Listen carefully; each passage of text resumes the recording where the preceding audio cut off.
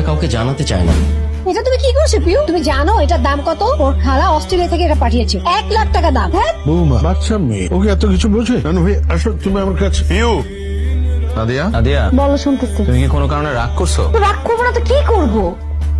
হ্যাঁ, ভাইয়া ভাবিরা কি পরিমাণে অপমান করলো সবার সামনে। 4-5 হাজার টাকা দিয়ে তুমি একটা গিফট কিনে দিলা। এই খেলাটা না কিনে একটু দামি খেলা তো কিনে দিতে পারতাম, তাই না? আমি বলছিলাম তোমাকে, না সেটা করলা না। ভাবে ভাই বোনেরা থাকে বিদেশে, সবসময় জুনাতকে দামি দামি গিফট কিনে দেয়, আর আমি তোর ফুপু ফুপু হয়ে আমি কি গিফটটা দিলাম? কথা তো শোনাবেই। ভাইয়া ঠিকই বলছে, সবসময় সামির ভাইয়ের উপর ভরসা করে থাকি, জীবনটাই পার হবে চুলা ঠেলতে ঠেলতে। কি বলতেছো তুমি? কি বলতেছি? শোনো, তুমি একটা কাজ করবা, তুমি বাবাকে বলবা যে তোমাদের গ্রামের একটা জমি আছে, সেই জমিটা বিক্রি করে তোমাকে যাতে কিছু টাকা দেয়, এটা দিয়ে একটা বিজনেস শুরু করো, কিছু একটা করো। কি বিজনেস করবা সেটা যদি তোমার বুদ্ধিতে না আসে, তুমি সামির ভাইকে জিজ্ঞেস করো, তার কাছ থেকে একটা বুদ্ধি নাও। ও, সেই বুদ্ধি নিতে তো তোমার আবার কষ্ট হয়ে যাবে, তুমি পারবা না বুদ্ধি নিতে। তাহলে আমি তাকে ফোন দিই, আমি জিজ্ঞেস করি কি বুদ্ধিতে করা যায় বিজনেস। পাগল হয়ে গেছো নাকি? হ্যাঁ, পাগল হয়ে গেছি, একদম পাগল হয়ে গেছি।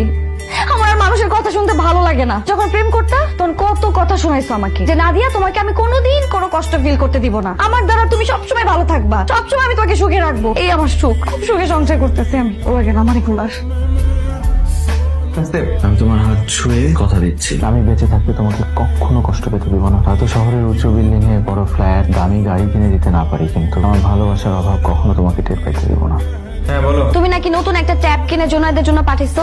পাঠাইছি তো, কেন কি হয়েছে? কি হয়েছে মানে? তুমি টাকা কোথায় পাইছো ট্যাব কেনার? আরে টাকা সামিউল দিছে, কালকে ঘটনা শুনে ও খুব রাগ করছে, বললো যে খেলতে গিয়ে ভাস্তি একটা জিনিস নষ্ট করে ফেলছে, এর জন্য এত কথা শোনানোর কি আছে। এটা ওর খুব খারাপ লাগছে। আমি জানতাম এটা সামিউল ভাইয়েরই কাজ হবে। তোমার বন্ধু ভাগ্য দেখলে যে কারো হিংসা হবে। কিন্তু একটা দুঃসংবাদ আছে। দুঃসংবাদ? ভাইয়া তো মহা বিপদে পড়ছে। ওই যে চায়না থেকে কি নাকি ইম্পোর্ট করতে চাইছিল, এই জন্য তো বাড়ি মর্গেজ লাগছিল। তারপর তো সব প্রোডাক্ট এই কাস্টমসে নাকি আটকায় রাখছে, কন্টেনার নাকি কিচ্ছু বাইর করতে পারতেছে না। তুমি জানো 6 কোটি টাকার প্রোডাক্ট ছিল ওইখানে। তুমি বুঝতেছো ব্যাংক থেকে কত পরিমাণে প্রেসার আসবে? আমি শুনলাম ভাইয়ার নামে নাকি তারা মামলাও করতে পারে। মামা মামা কি হয়েছে মামা? কি হয়েছে পিউ? ওর সমস্যা খারাপ লাগতেছে?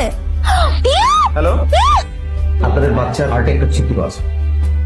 হার্টে ছিদ্র মানে? হঠাৎ করে হার্টে ছিদ্র কোথেকে আসলো? না হঠাৎ করে না, এটা জন্মগত। বাচ্চা যখন ছোট থাকে তখন এদিকে পাওয়া যায় না, বড় হলে যখন একটু লাফালাফি করে দৌড়াদৌড়ি করে প্রবণতা করে তখন ঘাবড়াবেন না, আমাদের এখানে চিকিৎসার ব্যবস্থা আছে। ওর ওপেন হার্ট সার্জারি করবো। Open heart? কি বলতেছেন আপনি? এতটুকু ছোট বাচ্চার ওপেন হার্ট কি করে হয়? এটা ছাড়া আর এটা করতে হবে, আমি দ্রুতই করতে হবে। কিছু খরচাপাতির ব্যাপার আছে, তাই কমাবেন না। যে টাকার ব্যবস্থা হয়ে যাবে, প্লিজ আমার মেয়ের অপারেশনের ব্যবস্থা করে ডাক্তার। নাদিয়া, টাকার বিষয় বলবা? হ্যাঁ টাকাটা কিভাবে জোগাড় করবা তাই তো? ভাইয়ের কাছ থেকে তো চাইতে পারবো না, ভাইয়া তো নিজেই ডুবে বসে আছে ব্যবসা নিয়ে। কার কাছে চাইতে হবে? সামিউল ভাই আছে তো, এক সামিউল ভাই, তার কাছে চাইতে হবে, তার কাছে চাইতে হবে। না, আমি তুমি কি চাইতে পারবে না তাই তো? লজ্জা লাগবে তোমার কাছে চাইতে, তাই না? আচ্ছা চাইতে হবে না, এমনি সময় তো সবসময় চাও।